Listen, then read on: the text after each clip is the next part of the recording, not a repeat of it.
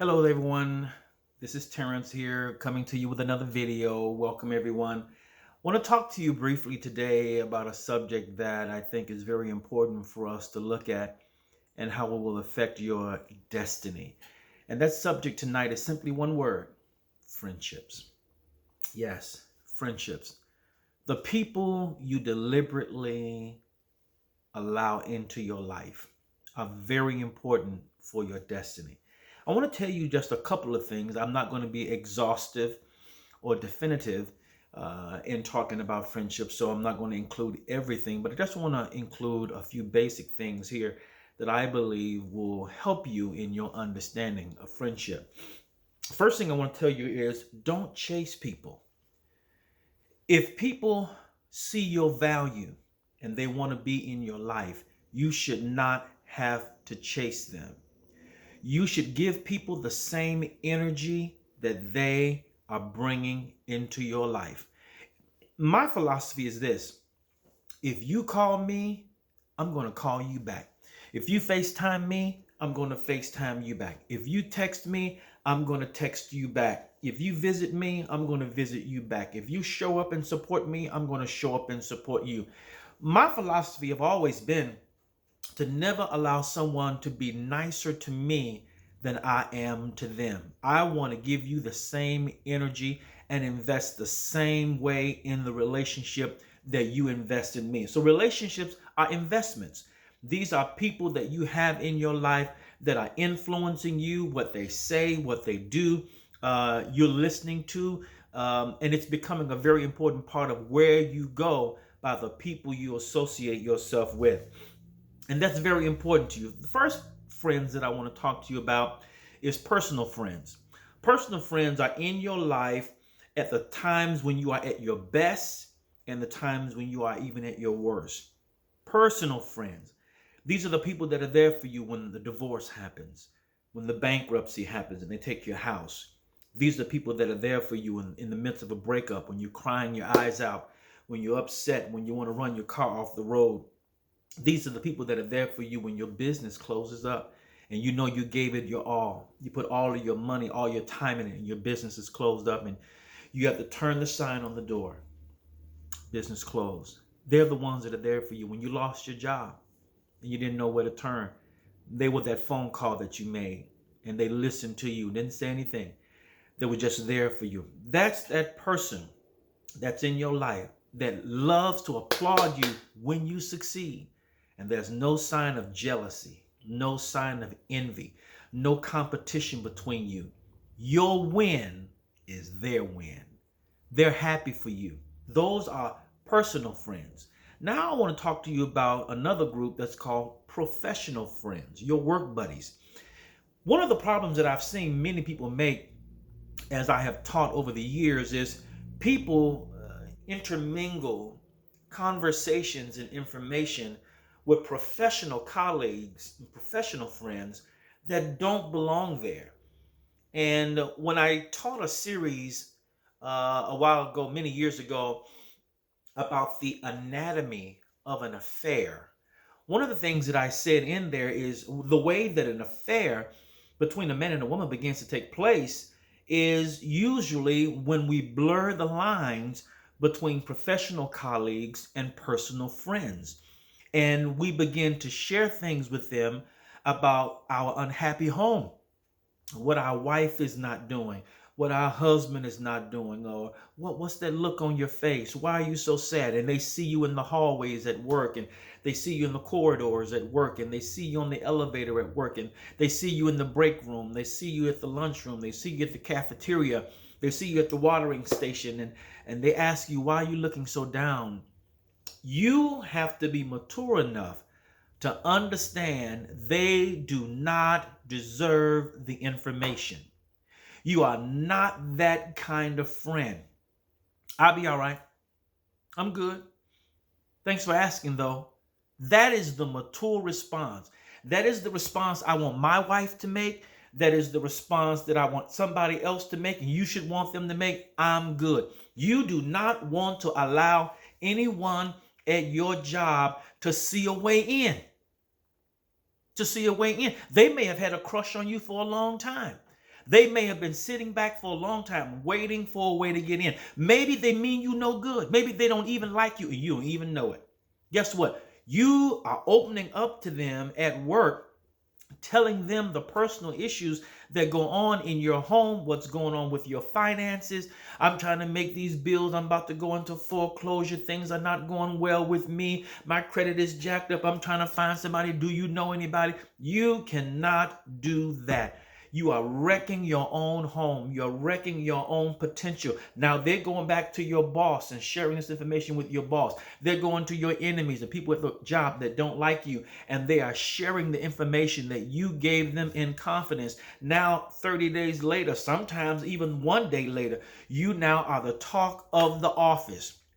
Everybody knows what's going on in your home because you have shared information that did not belong in that category. The category was you were sharing things from a personal friend category, but you brought this work person over into a category they don't belong in. You're only supposed to be sharing work information with them. You're not supposed to be sharing your personal information with them. You don't tell them about your weaknesses. You don't tell them about how difficult the job is, how hard the job is, problems that you're having in your finances and problems that you're having in your health and things of that nature, because you do not know the motive of the person that you're talking to, because people can smile in your face and don't mean you any good. So make sure that when you go to work, you're not getting involved in telling people all your private business, because people have ulterior motives and they'll be looking at a way where they can break up your happy home, own your home. Are you hearing what I'm saying to you? Now, there's another group of friends that I want to talk to you about. And this group of friends have two different terms. Some people call them passing friends, and other terms they are called seasonal friends. These friends have been a blessing to me in my life. I want to explain to you what I mean by seasonal friends. Now, the word seasons mean things change. Winter, spring, summer, fall. It means transition. These people are in your life for a season, for a transition, for a time. They're not permanent. They're not going to stay. You're not going to be around them for 10 years. You're not going to be around them for 20 years. These are not the people you're going to see 40 years and 50 years from now. These are people that are sent into your life for a season. Now, when I say seasonal friends, these people usually are in your life, watch this, by assignment. God, the universe, however you want to look at it, life has sent these people into your world so that you can get what you need in that season. Maybe that person is in your life to teach you something. Maybe they're in your life for this season to inform you. Maybe they're in your life in this season because what you're going through, they are there to support you. Maybe they're in your life because they're here to help launch you. You have an idea, you have a concept, there's a book, there's a business, something you want to do, and there's nobody in your surroundings that have any knowledge or know how to do it. And that person comes into your life with experience and spend time with concept to get your idea from concept into reality. And after that, they're gone. They were only in your life to launch you. Some people come into your life seasonally to help you. Things are chaotic. Things are out of control. You don't have the help that you need. And life will send someone into your life to help you during a time when you are pulling your hair out and you don't have what you need. Someone comes in to help you.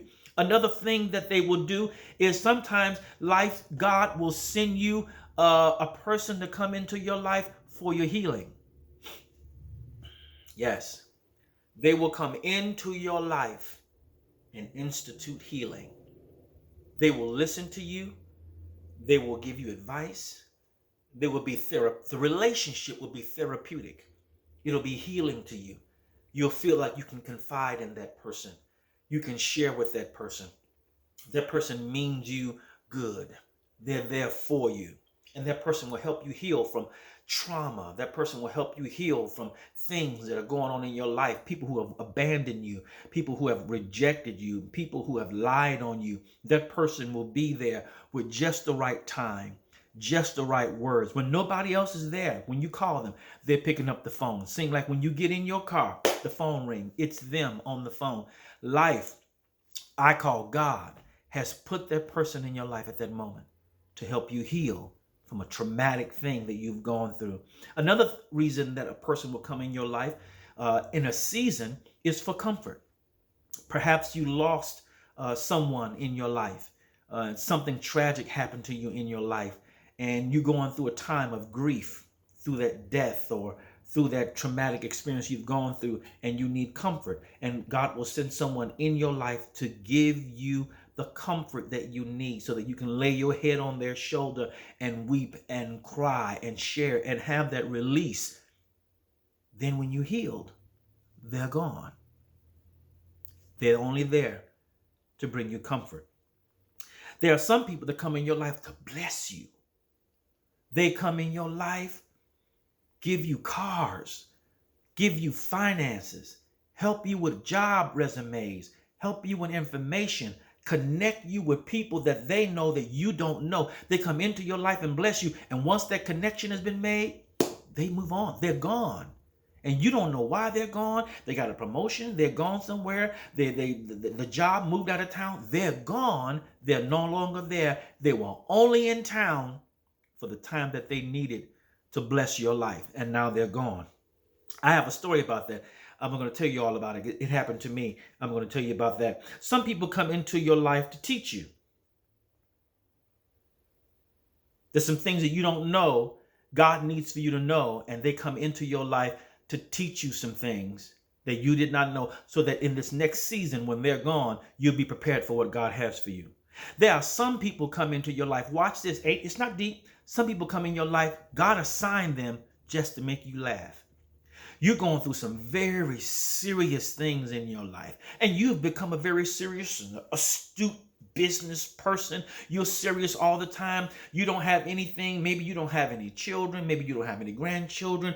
Your life is all about church or work or your community or whatever you're involved in, and there's no fun in your life. Sometimes God will send someone into your life, and whenever they're on the phone with you, whenever you all together, it's a whole vibe. Y'all are laughing. I mean, deep belly, gully laughing. You haven't laughed so much in all of your life. And that is the only reason that person has been assigned to your life in this season, is to make you get back to normal, help you recover by helping you laugh. Now, there's another reason that a person could be in your life, and that is because God is tired of people taking advantage of you. So sometimes God will assign people to come into your life for a season. Watch this, to protect you. And that person will come into your life and begin to show you where you're being taken advantage of in business. There was a person in Atlanta that owned their own business, a tax accounting business in Atlanta. And we got hooked up on business. They were going to do some business for me. And I noticed as we were conversing in conversations about business that they had some situations where some of the employees was taking advantage of him. And they had a charge card, and the person was not being thorough in checking the account that this person had. And this person was going out buying tires for their car. This person was charging up things and saying that it was all billable to the company. I saw that and was able to bring that person up on that. And when they asked that person to come in and talk to that person about those charges, found out that the person had been stealing from them the whole time. And they were able to get that employee and separate them from that company and save thousands of dollars from that person not being there any longer. So sometimes God will send you somebody in your life to protect you. Maybe your family members are trying to take advantage of you. Maybe your co-workers, or maybe other business colleagues or people are trying to take advantage of you and you need protecting. Maybe you're in an environment or a neighborhood where your neighbor is causing you trouble, and God will send somebody in as a protector. Do you not? That's part of the character of God, is to be a protector, to be a father. And so sometimes people will come in your life to cover you, to protect you. there are times when people will come into your life for a season to get you out. Maybe you're in a situation. I know that God has used me many times to help people get out of situations. Maybe you're in a situation where you're living in poverty. Maybe you're in a situation where you're living in an abusive relationship.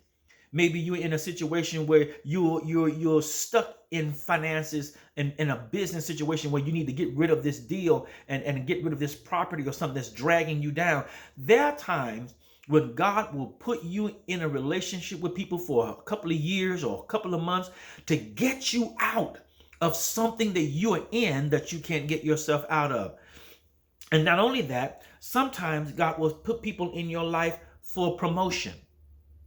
You don't even know these people, and they come into your life and they mention your name, or they get promoted to your company, and then they pull you up, then they get transferred somewhere else. And that was their only reason for coming into your life, to help you get promoted to the next level. There are some people that come into your life during a season and they are in your life for a transition. You're about to go through a divorce. You're about to be sent to a different city and you don't know anyone in that city. And God will connect you with a person seasonally, maybe for 6 months, 9 months, or a year, and they will help you get your footing.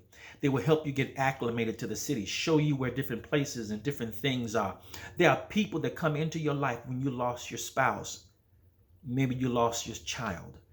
Maybe you lost your business. Maybe you lost your loved one, your mom. Maybe your dad passed away, your granddaddy passed away. And that person will be in your life and they will come out of nowhere. You didn't know them before. They come into your life and help you through a transition period that you're going through in your life, just temporary. The next thing that I'll say is that sometimes a person will come into your life seasonally to help you level up. You've been dragging your feet with this business idea. You've been dragging your feet when it comes to going into ministry. You've been dragging your feet when it comes to marriage. And sometimes what will happen is life will send a person into your existence, and their whole thing will be about helping you level up. They will talk to you about being a woman, talk to you about being a woman of class, of sophistication, and help you level up. They'll tell you you're living beneath your privilege, and they'll help you level up. They'll tell you where you're living at is not the best for you. You're not manifesting your best self. And that person will help you level up. They'll help you and show you how to dress right, more appropriately, to attract a different crowd of people into your life. And they'll take you into circles you've never been before and introduce you to restaurants and people you've never seen before, and owners and cologne and catalogs you've never ordered from before, and foods you've never tasted before, and cars you've never driven in before. And they will expose you to another level you've never been exposed to before. And watch this, you can't dip and dabble. You can't go back to where you come from, because watch this, when life sends you a person to help you level up, they will never be comfortable with you being in their life when you go back to the level you once came from. When a person comes into your life as a friend and they are there for a season to help you level up, they will feel you are wasting their time when they see you trying to go back and flex from where you came from. No, they're there to help you start this business.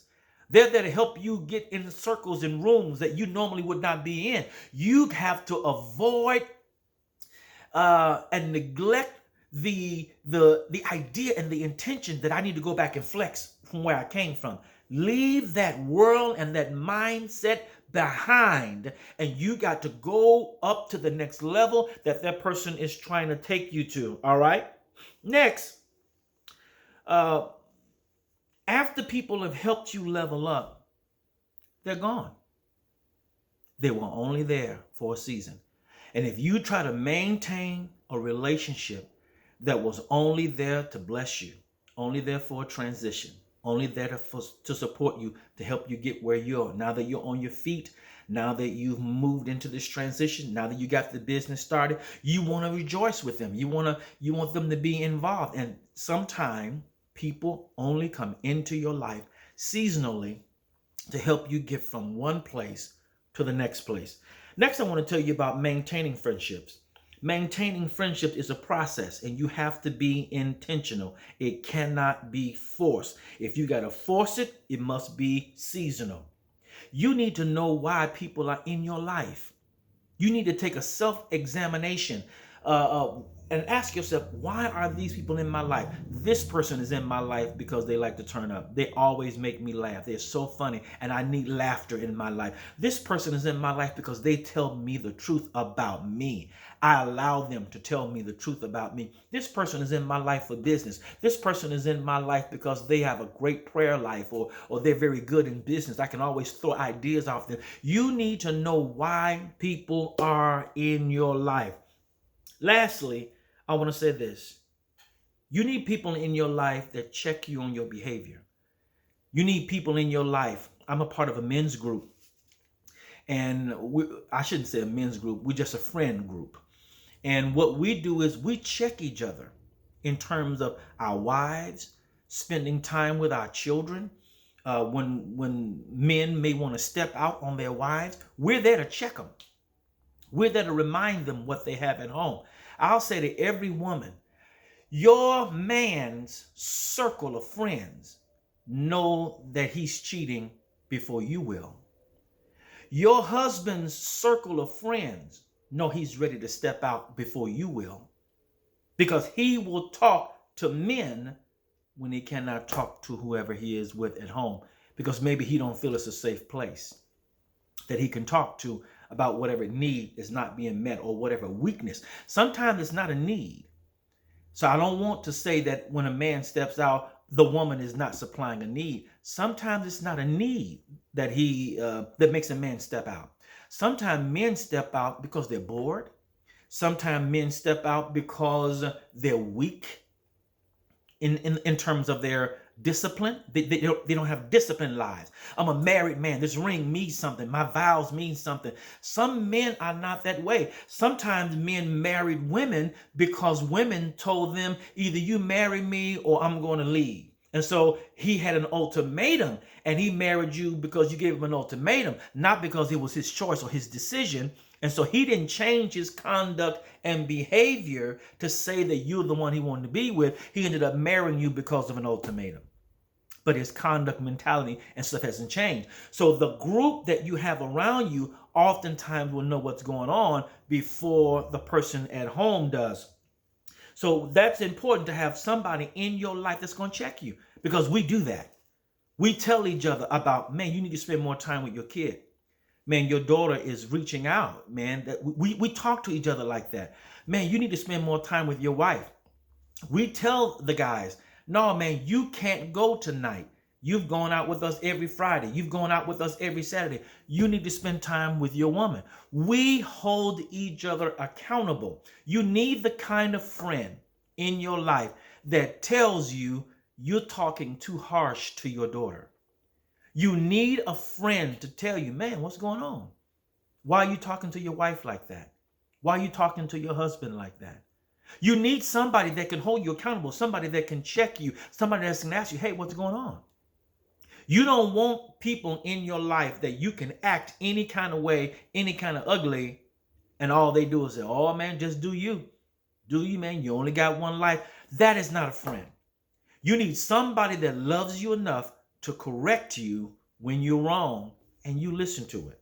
All right? Listen, that's all I got for today. I just wanted to cover a few things so that you know when you have real friends and how to put the right friend in the right category. Some are seasonal, some are professional work friends, and some are personal friends. When you make a mistake is when you put the wrong person in the wrong category and you share information with them that was never supposed to be shared. Please understand this. When people are in your life that is a colleague, we're only together not because we love each other, not because we even like each other. We're colleagues. We're working on the same presidential campaign. I'm only in your life because we like the same Beyonce record. I'm only in your life because we like the same baseball team. You could be a Democrat, I could be a Republican, but we are together today because our country is in war. Please understand there are some people that are only in your life because you guys are on the same team. Outside of this issue, outside of the team, outside of the election, outside of the record, outside of that thing, they don't like you. So when you begin to tell people your personal business who are only in your life because you're in the barracks together, you're in war, they're only in your life because you're working on the same political campaign, they're only in your life because you two people got somebody sick at the hospital. Other than that, you would never know each other, would never have anything to do with each other.